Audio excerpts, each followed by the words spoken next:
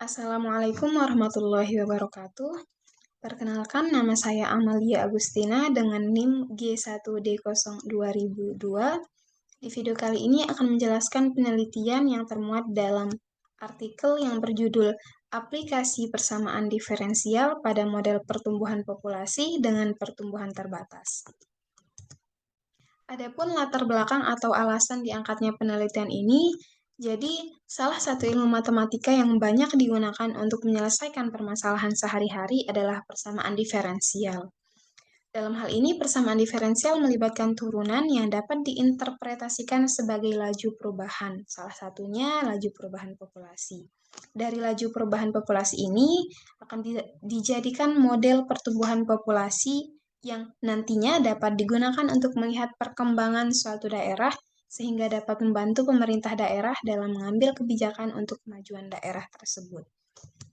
Adapun langkah-langkah atau metode penelitiannya, yang pertama memberikan penjelasan mengenai persamaan diferensial, yang kedua mengambil data sensus penduduk Sumatera Barat sebagai studi kasus. Jadi data sensus ini diambil dari data BPS, yaitu data jumlah populasi penduduk Sumatera Barat dari tahun 1980. Yang ketiga, mengidentifikasi masalah. Yang keempat, membuat asumsi dan mengkonstruksi model. Yang kelima, mencari solusi model dan menjelaskan interpretasi model. Yang keenam, melakukan verifikasi model. Jadi model yang sudah kita dapatkan itu perlu kita verifikasi, sehingga kita tahu apakah model itu cocok digunakan untuk menghitung dan juga memprediksi jumlah populasi penduduk di Sumatera Barat. Yang ketujuh, melakukan perbaikan model. Jika model tersebut tidak cocok, maka perlu kita lakukan perbaikan model. Sebelum lebih lanjut, perlu kita ketahui mengenai persamaan diferensial.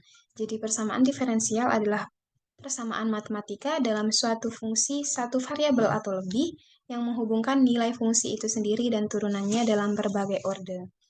Adapun beberapa jenis persamaan diferensial, yang pertama secara umum ada persamaan diferensial biasa dan parsial. Lalu dibedakan juga berdasarkan kelinearannya, ada PD linear dan PD non-linear.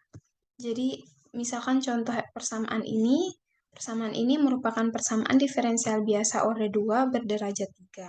Jadi orde itu adalah turunan tertinggi, sedangkan derajat itu adalah pangkat dari turunan tertinggi. Nah, karena model ini nantinya akan berbentuk PDB non-linear orde 1, sehingga dapat diselesaikan dengan metode pemisahan variabel.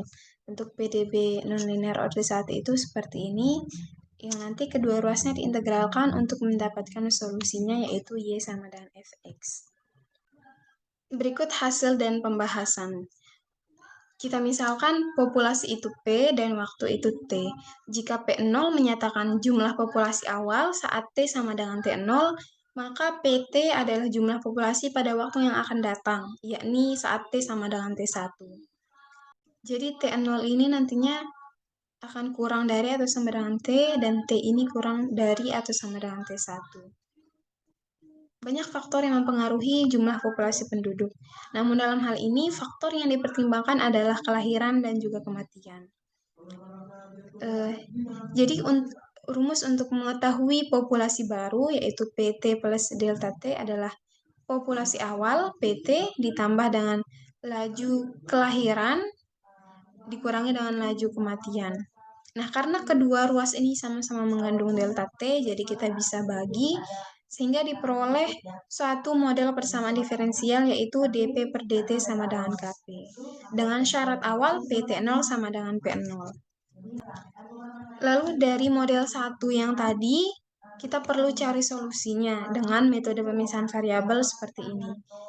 Nah, kita substitusi syarat awal PT sama dengan P0 tadi ke dalam persamaan 2 ini, sehingga kita akan dapatkan nilai C.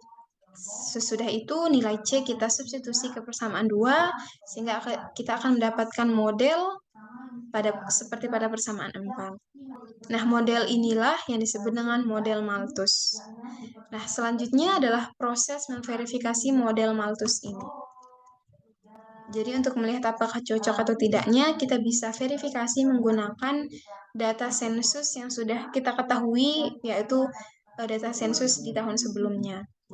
Jadi misalkan kita gunakan data sensus pada tahun 1980 dan tahun 2000. Dengan model Malthus ini, misalkan T-nya adalah tahun 2000 dan T0-nya adalah tahun 1980. Dengan P0-nya yaitu jumlah populasi pada 1980 dan PT-nya adalah jumlah populasi di tahun 2000. Sehingga kita substitusi ke dalam persamaan atau model Malthus, sehingga nanti akan kita dapatkan nilai K sebesar 1%. Nah, ternyata nilai K ini menunjukkan bahwa selama periode 20 tahun populasi penduduk di Sumatera Barat meningkat dengan laju rata-rata 1% per tahun. Hal yang sama kita lakukan, kita coba substitusi nilai K yang tadi sudah kita dapatkan ke dalam model tersebut untuk mengetahui jumlah populasi penduduk di tahun 2010.